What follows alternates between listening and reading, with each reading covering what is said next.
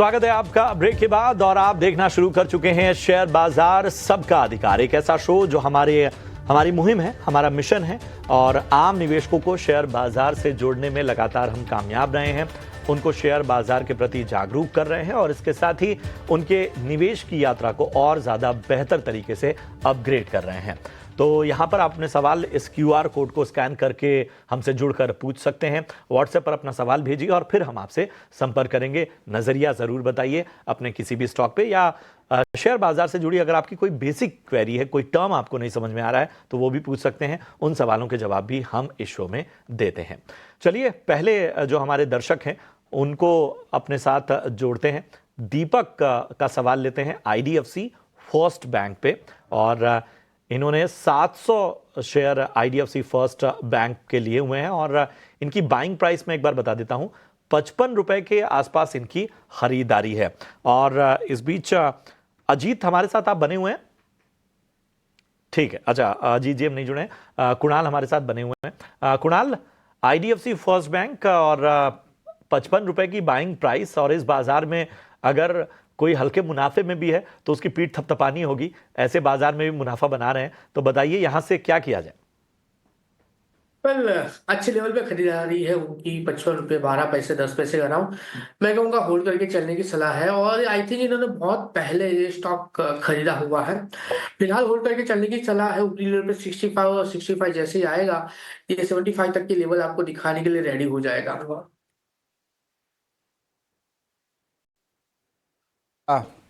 अब जो है चलते हैं हमारे अगले लाइव कॉलर के पास। साई किरण जी जुड़े हैं और यहाँ पे VBL यानी कि वरुण बेवरेजेस, यहाँ पे उनकी बाइंग आई है। साई किरण जी ज़रा बताएं कि आपको ये लॉन्ग टर्म बेसिस पे रखना है, होल्ड करना है कि सेल करना है, आपकी क्या जो है रिक्वायरमेंट्स है, शॉर्ट टर्म बेसिस पे है कि लॉन्ग टर्म बेसिस पे, ज़रा बताएं। मैं वैसे 22 साल का ही हूँ तो मुझे लॉन्ग टर्म के लिए होल्ड करना है। मेरा बाइंग प्राइस कुछ 200 रुपीज़ के आसपास है, 10,150 क्वांटिटी। साई किरण जी मैं दो चीज़ आपको बताना चाहूँगा। एक तो कॉन्ग्रेचुलेशंस, आप 22 साल के हैं और इतना बढ़िया जो है इक्विटी का आप जो है नॉलेज रख रहे हैं और आप जिस तरह प्रॉफिट में बैठे हैं, 200 का आपका एक्विजिशन है। अभी देखिए करेक्शन भी हुआ है लेकिन उसके बावजूद आप ऑलमोस्ट 2.5x गेन्स में देख रहे हैं। तो स्टॉक पिकिंग के लिए तो मैं आपको बधाई दूंगा। आपकी यंग एज है, जिस तरह आप जुड़ रहे हैं मार्केट में, उसके लिए भी आपको बधाई दूंगा। कविता, इट्स अ वेरी बहुत बढ़िया चीज बता रहे साई किरण जी। मतलब इनकी उम्र पर मुझे पता नहीं कितने सारे लोगों को 22 साल में क्या कर रहे थे आप? 22 साल में मैं शायद BCom कंप्लीट किया था और सोच रहा था अगला करियर क्या मूव मैं तो जॉब ही कर रही थी, बट हाँ इन्वेस्टमेंट की शुरुआत मैंने नहीं की थी। लेकिन साथ ही इनको ये रिकमेंडेशन किसने दी है ये जानना है मुझे, क्योंकि साई जी हाँ बताएं जरा, वरुण बेवरेजेस आपने खुद स्टडी की कि कहीं से लिया, ये बताएं। हाँ जी, इसकी भी एक कहानी है। मैंने इन्वेस्टिंग वैसे 17 साल की उम्र में करा था। वहाँ से एक्चुअली इनहेरिट हुआ था मेरे को पैसा आपके पेरेंट्स के। अच्छा, पर इनहेरिट के बाद भी आपने प्रॉपर्टी खरीदने के बारे में नहीं सोचा, या मे बी आपने खरीदी हो लेकिन आपने कुछ हिस्सा उसका इक्विटी बाजार में डाला है? क्या आपकी फैमिली में पहले से इक्विटी बाजार से जुड़ाव है, पैसे इन्वेस्ट करते हैं लोग? म्यूचुअल फंड में थे तो मैंने अपना फिर धीरे धीरे दिमाग थोड़ा लगाया और रशिया यूक्रेन के टाइम पे थोड़ा सीखा। फिर मैं कॉलेज जाता था, मेरे दोस्त सर्दियों में भी स्ट्रिंग पी रहे थे तब। तो मैंने कहा ये सर्दियों में कोल्ड ड्रिंक पी रहे, कुछ तो दिक्कत होगी इसमें। तो मैं घर आया, फिर मैंने चेक करा स्टॉक उस टाइम पे सब बेच रहे थे 200 रुपीज के आसपास। वो ऑलरेडी 25 या 23% डाउन आ गया। मैंने कहा इससे और ज्यादा कितना ही गिरेगा 3-4 सालों में। तो फिर तब मैंने फिर मम्मी से मांगे पैसे, बैंक अकाउंट में जितने पड़े थे 22.5 लाख समथिंग थे। तो मैंने वो सारा डाल दिया एंड वो 1.5 साल में ही 200% रिटर्न दे दिया उसने। मैं अभी भी स्टिल होल्ड कर रहा हूँ। मैं 22 लाख डाल दिए? हाँ जी, 22.5 लाख एग्जैक्ट। ओहो, तो आपने ये स्टैगर्ड वे में डाले होंगे ना, किस्तों में डाले, इंस्टॉलमेंट? हाँ नहीं, ऑन ओपन मार्केट में ले लिए थे। ये आपने काफी बड़ा रिस्क लिया है और मेरे ख्याल से थोड़ा लक भी काम कर गया। कविता, रिस्क लिया तब रिटर्न दिख रहा है, प्रॉफिट ऑलमोस्ट 30 लाख दिख रहा है। को हम ये रेकमेंड नहीं कर सकते। लेकिन आप देखिए ये 22 साल के तो बोल रहे हैं लेकिन बोले 17 से शुरू किया है। मैंने 5 साल का एक्सपीरियंस ऑलरेडी है। तो आप देख सकते हैं कि कितना यूनिक स्टोरीज आ रहा है। जी बिल्कुल, और ये बहुत अच्छी यूनिक स्टोरी ET Now स्वदेश में देखने मिली है। एक युवा है, एक्सपीरियंस्ड है और एक मल्टी बैगर तो बना ही लिया है। तो ये बहुत बढ़िया रहेगा। लेकिन ऑफ कोर्स कुणाल, ज़रा वरुण बेवरेजेस पे बताएं कि करंट लेवल्स पे इन्हें होल्ड करना चाहिए कि सेल करना चाहिए, करेक्शन के बावजूद ये 2.5 गुना पे बैठे हैं प्रॉफिट पे, ज़रा बताएं। वेल ऐसे मामलों में दो तरीके होते हैं। सबसे पहला तो साइजिंग को बहुत ही बढ़िया, मतलब मैं इन्वेस्टमेंट का डिसीजन लिया, रिस्क है, ये उन्होंने एक्चुअली प्रूव करके दिखाया है और बहुत ही बढ़िया लेवल पे स्टॉक खरीदा है ना। ऐसे लेवल पे दो स्ट्रेटेजीज नॉर्मली हम फॉलो करते हैं। अगर मैं अपने पर्सनल लेवल की बात करूं तो जब भी मुझे 100% का रिटर्न मिलता है तो मैं प्रॉफिट रहने देता हूँ और कैपिटल निकाल के और दूसरे स्टॉक में डाइवर्ट करता हूँ। और दूसरा तरीका ये है कि आप एक पैसिव इन्वेस्टर बन के रहे और जो आपका होल्डिंग है, जो आपका इन्वेस्टमेंट है, उसको आप कैरी करके आगे चल सकते हो। सो मैं कहूंगा कि बहुत ही बढ़िया लेवल पे खरीदारी की है। आने वाले दिनों में ये स्टॉक में 600 से लेकर 650 तक के भी लेवल देखने को मिल सकते हैं। और उन्होंने जिस कंसेप्ट के साथ, जिस ऑब्जेक्टिव के साथ, जो एनालिसिस के साथ ये खरीदा था, मैं उसको सैल्यूट करता हूँ, क्योंकि आने वाले दिनों में यही चीज काम आने वाली है। क्योंकि इंडिया एक कंजम्पशन थियरी पे ट्रेड करती है, इसलिए कंजम्पशन थियरी पे बेस करती है, इसलिए इसको होल्ड करके चलने की सलाह तो मैं भी दूंगा यहाँ पे, इस लेवल पे, प्रेजेंट लेवल से। ये सलाह वरुण बेवरेजेस में दी जा रही है। साई किरण जी, बहुत बहुत धन्यवाद अपना सवाल हमें देने के लिए। आपसे बहुत दर्शकों ने यहाँ पर प्रेरणा भी ली है और हमारे साथ व्हाट्सएप के जरिए हमारे अगले दर्शक प्रभाकर सवाल पूछना चाहते हैं। अच्छा, अजीत मिश्रा भी हमारे साथ जुड़ गए हैं। अजीत, आपका स्वागत है। और देखिए, शो का आगाज बहुत अच्छा हुआ है। यहाँ पर ऐसे दर्शक हमें मिले जिन्होंने 17 साल की उम्र से ही पैसे लगाना शुरू कर दिया। और मेरे ख्याल से शेयर बाजार सबका अधिकार हमारा शो भी ऐसा है जहां हमारा मकसद ही यही है कि आप समझे शेयर बाजार में कैसे कामकाज होता है और उसके बाद स्ट्रैटेजी के तहत आप पैसे लगाएं। प्रभाकर जी का सवाल, अजीत, इन्होंने टाइटन खरीद रखा है और इनकी जो बाइंग प्राइस है 3803 है। हालांकि इन्होंने मुझे अपनी ड्यूरेशन नहीं दी है और ये काफ़ी गहरे घाटे में भी हैं। अजीत, अब क्या सलाह होगी? 3803 के भाव पे इन्होंने लिया हुआ है, 500 शेयर है लगभग। शुक्रिया कविता।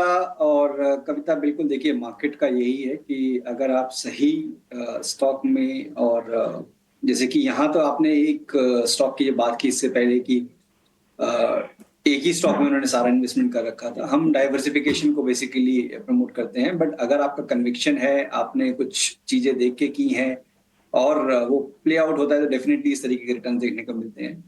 और वैसा ही एक स्टॉक रहा है टाइटन पास्ट में, जिसमें कि बहुत स्ट्रॉन्ग रिटर्न्स देखने को मिले हैं। बट अगर आप देखेंगे पिछले करीब 1-1.5 साल से, तो आपको एक कंसोलिडेशन, एक रेंज नजर आएगी जो कि ब्रॉडली प्ले आउट हो रही है करीब 3100 से लेकर 3800 तक।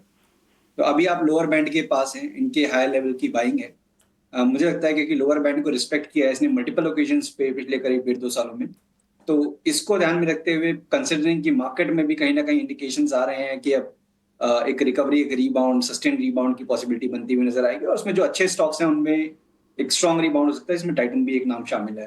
तो ये सब देखते हुए 3400, 3450 ये पहला इसका हर्डल रहेगा। जब भी उसको क्रॉस करेंगे दोबारा से 3800 तक के लेवल्स इसमें पॉसिबिलिटी देखने को मिल सकते हैं। तो मेरे हिसाब से 3100 के क्लोजिंग स्टॉप लॉस के साथ उनको बने रहना चाहिए। टाइम थोड़ा सा ज्यादा लगेगा, बट डेफिनेटली इसमें पोटेंशियल है कि दोबारा से अपने रिकॉर्ड हाइस को रीटेस्ट करे।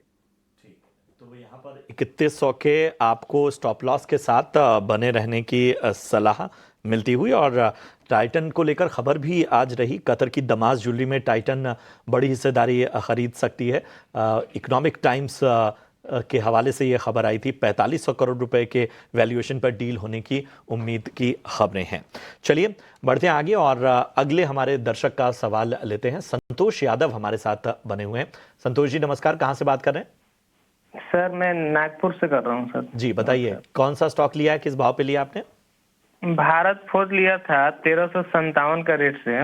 अच्छा, अभी तो सर बहुत माइनस चल रहा है, ये रुकने लायक है लॉन्ग टाइम में कि और नीचे जाएगा स्टॉक? भारत फोर्ज 1357, ये हम थोड़ा लेवल ठीक करेंगे।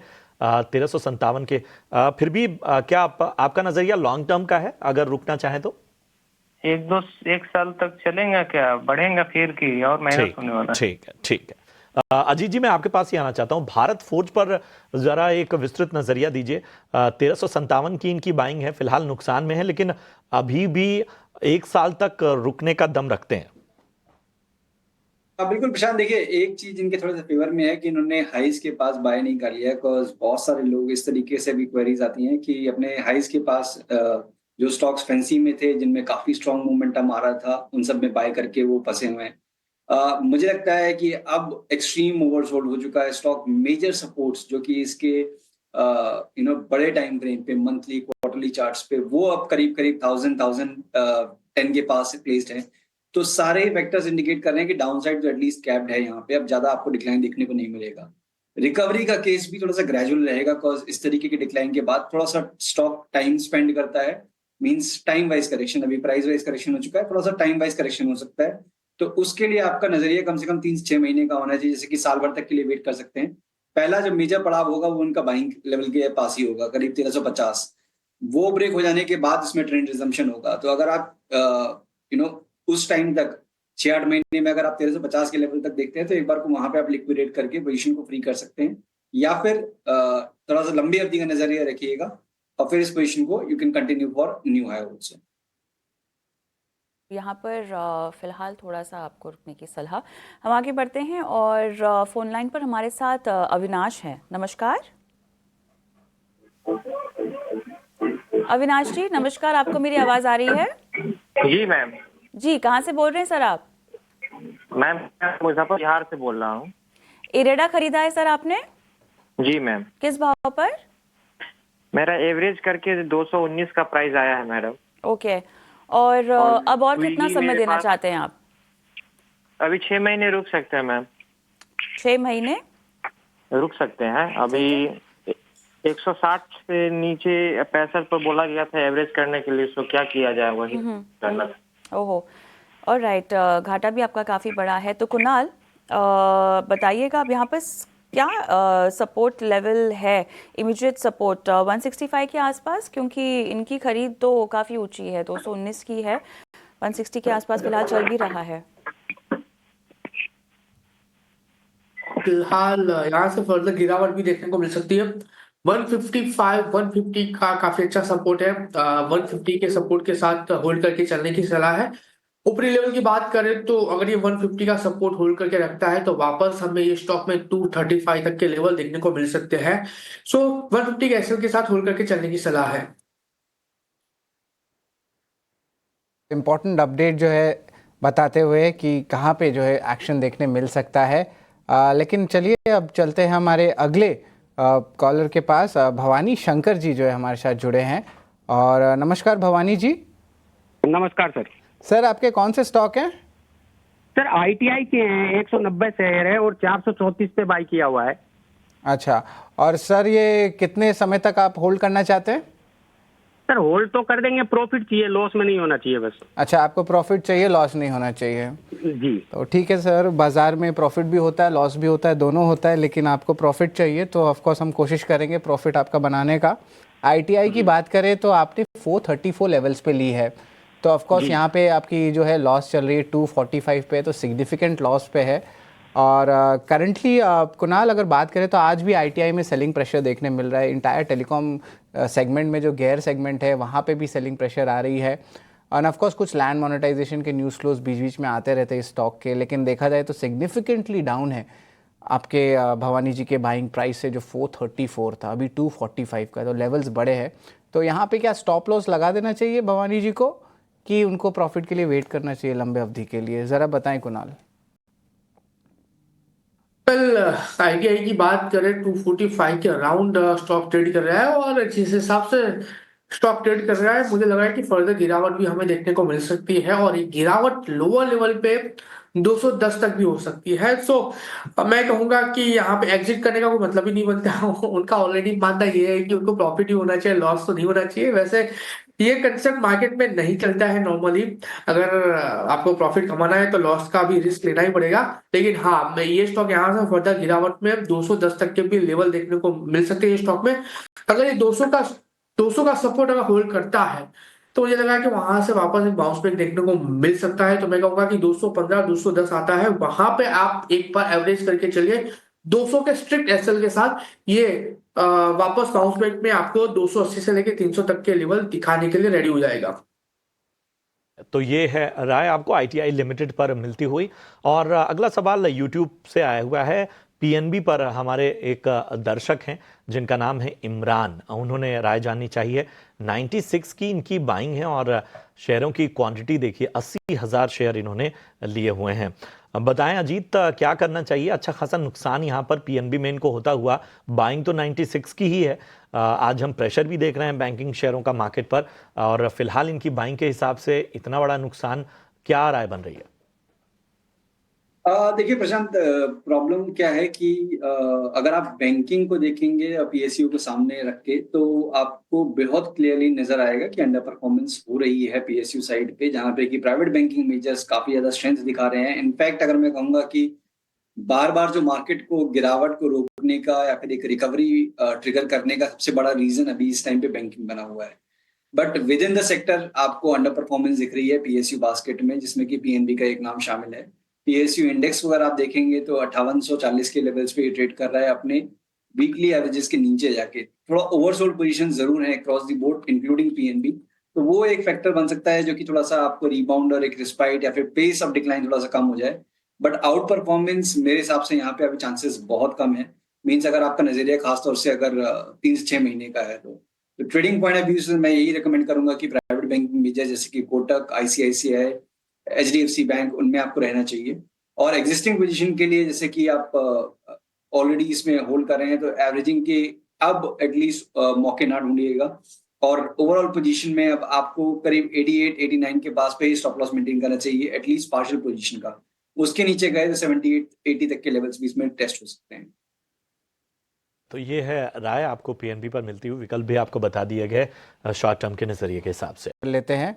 तो यहाँ पे जो है ऑलमोस्ट 357 रुपीज़ का सुरेंद्र जी ने जो है बाइंग किया है। 259 के एवरेजिंग जो है इनकी बाई प्राइस आई है। 2 मंथ्स का जो ये होल्डिंग पीरियड रखना चाहते हैं। इनकी रिक्वेस्ट है कि होल्ड हो या सेल हो। कुणाल ज़रा बताएंगे, BL बाइंग प्राइस 259 का था, अभी करंटली देखा जाए तो बाइंग प्राइस से हल्की ही करेक्शन हुई है, उतना ज़्यादा करेक्शन नहीं हुआ है। तो BL अगले 2 महीने में चार्ट्स पे कैसे लगते हैं, ज़रा बताएं।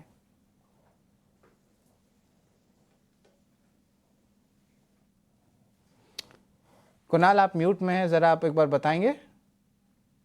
यस, 244 के अराउंड BL फिलहाल ट्रेड कर रहा है। 259 के अराउंड की उनकी खरीदारी है। लोअर लेवल 230 का काफी अच्छा सपोर्ट है। अगर ये सपोर्ट ब्रेक नहीं करता है तो ऊपरी लेवल पे बाउंस बैक में ये 300 से लेके 320 तक के भी लेवल दिखाने के लिए रेडी हो जाएंगे। तो जो पोजीशन है उनको होल्ड करके चलने की सलाह है। 230 का आप यहाँ पे SL मेंटेन करके चलिए, और जैसे 235 या 240 आता है तो आप वहां पे 230 के SL के साथ एवरेज करके भी चल सकते हो। चलिए आगे बढ़ते हैं और विष्णुपत साहब का हम सवाल लेंगे। टाटा मोटर्स में अजीत इन्होंने खरीदारी कर रखी है। हमारे साथ फोन लाइन पर भी है। नमस्कार सर, कहाँ से बोल रहे हैं? हेलो मैम, मैं वेस्ट बंगाल से बोल रहा हूँ। ओके, बताइए आपने किस भाव पे खरीदा है? शायद एवरेज प्राइस है आपकी। हाँ, टाटा मोटर्स का जो एवरेज प्राइस है 749.62, इसमें मैंने खरीद चुका हूँ। तो 278 शेयर है। तो अभी फिलहाल तो लॉस में चल रहा है काफी ज्यादा, एंड मैं ये लॉन्ग टर्म के लिए भी सोच रहा हूँ। तो क्या आप बता सकता है कितना दिन तक मुझे लॉन्ग टर्म के लिए रख सकता है, तो फिर मुझे अच्छा खासा इसमें प्रॉफिट दिख सके? बिल्कुल आपकी सहायता करेंगे। और Ajit, Tata Motors almost 52 week low के इर्द गिर्द ही यहाँ पर घूमता हुआ दिखाई दे रहा है, और इनकी तो एवरेज प्राइस है 749.62, लेकिन इसको लंबा समय ये देने की इरादा रखते हैं। तो आप क्या सहायता कर पाएंगे? देखिए कविता, यहाँ पे करेक्शन जो ऑटो बास्केट में शुरू हुई उससे पहले से बेसिकली इसमें आपको करेक्शन देखने को मिल रही है। बिकॉज अगस्त मंथ में इसमें जो रिकॉर्ड हाइज बने थे करीब 1180 के पास से, वहां से एक गिरावट का दौर जिसमें शुरुआत हुआ वो अभी तक थमता हुआ नजर नहीं आ रहा है। अच्छी चीज ये है कि एक्सट्रीम ओवरसोल्ड है, और जो मेजर सपोर्ट्स हैं लॉन्गर टर्म टाइम फ्रेम पे वो करीब 600-640 के जोन में आ रहे हैं। तो यहाँ से करीब 30-40 पॉइंट का और अगर मैं कहूँ तो पेन शायद रह सकता है। उसके बियॉन्ड मुझे लगता नहीं है कि प्राइस वाइज करेक्शन होगा। जैसे कि मेजॉरिटी ऑफ स्टॉक्स अगर आप अक्रॉस दी बास्केट देखेंगे, खासतौर से फ्रंट लाइन की मैं बात कर रहा हूँ, मिड कैप स्मॉल कैप में अभी भी कोई क्लैरिटी नहीं है कि वहां पे कहाँ जाके रुकेंगे। बट लार्ज कैप में जहां पे प्राइस करेक्शन 40-50% हो चुके हैं अपने रिकॉर्ड हाई से, वो यूजुअली अब टाइम वाइज करेक्शन में चले जाएंगे, उसके बाद इवेंचुअली एक रिकवरी का टोन देखने को मिलेगा। तो टाटा मोटर्स में मुझे लगता है 640 के क्लोजिंग स्टॉप लॉस के साथ इनको बने रहना चाहिए। पहला पड़ाव 730 के पास का होगा, उसके बाद करीब 775। जब भी 775 के लेवल्स को हम ब्रेक कर देंगे तो फिर एक रिकवरी का ट्रेंड, क्लियर एक डिसाइसिव रिकवरी का ट्रेंड इसमें देखने को मिलेगा, जो कि स्टॉक करीब 850 से लेकर 1000 तक के लेवल्स तक ले जा सकता है। तो टाइम वाइज इनको आपको वेट करना पड़ सकता है। 640 के स्टॉप लॉस के साथ बने रहिए। 640 के स्टॉप लॉस के साथ आपको बने रहने की सलाह यहां पर मिलती हुई। चलिए अगले जो खबर की ओर बढ़ते हैं और इलॉन मस्क की कंपनी टेस्ला इंक ने भारत में हायरिंग शुरू कर दी है। इससे टेस्ला के जल्द ही भारत में एंट्री हो सकती है। पूरी खबर पर ज्यादा जानकारी के साथ सुमित चतुर्वेदी जुड़ चुके हैं। जी सुमित, बताएं क्या खबर सामने आ रही है? टेस्ला का भारत में आने का रास्ता अब काफी साफ होता दिख रहा है। कल कंपनी ने 13 पोजीशंस जारी की, जिनके मुताबिक कंपनी एडवाइजरी रोल में, क्लाइंट सपोर्ट सर्विसेज में, इन सब में लोगों की भर्ती शुरू कर चुका है। प्रधानमंत्री मोदी भारत के कुछ दिनों पहले ही अमेरिका में थे। वहां पे वो इलॉन मस्क जो टेस्ला के चीफ हैं उनसे मिले। उसके बाद से ये हायरिंग शुरू हुई है। ये देखा जा रहा है कि अब काफी इंटरेस्ट टेस्ला का फिर से भारतीय बाजार में आ रहा है। टेस्ला के पहले भी प्लान थे। पिछले साल अप्रैल में इलॉन मस्क टेस्ला के जो ओनर हैं वो भारत आने वाले थे, पर आखिरी मोमेंट पे उनका आना कैंसिल हो गया। उसके बाद ये देखा जा रहा था कि कब आती है टेस्ला, और अब काफी साफ लग रहा है कि टेस्ला फिर से अपने भारत की रणनीति बना रहा है, इसलिए हायरिंग भी शुरू कर दी गई है। भारत में इलेक्ट्रिक व्हीकल की बात करें तो बाजार काफी बड़ा नहीं है, 2% की मार्केट है, पर टेस्ला जिस पर फोकस कर रहा है वो हाई एंड मार्केट है। भारत ने नई पॉलिसी भी लाई है गाड़ियों के लिए, ईवी इलेक्ट्रिक गाड़ियों के लिए। उसमें काफी कंपनियों ने इंटरेस्ट दिखाया है।